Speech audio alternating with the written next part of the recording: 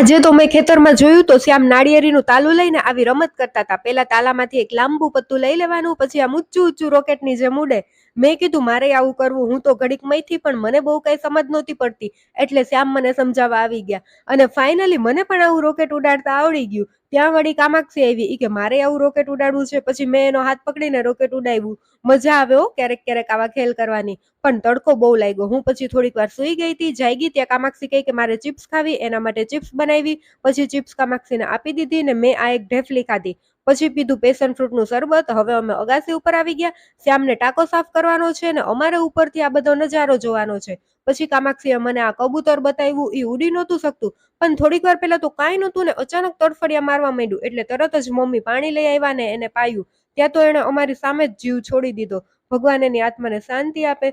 પછી અમારા ટાંકામાંથી માછલી નીકળી, ડબલામાં રાખી છે હમણાં તો. સાવ કેટલી નાની છે. કામાક્ષી હવે એને મૂકવાની નથી, એની માથે ને માથે રહેશે. એને બહુ ગમે માછલી એટલે.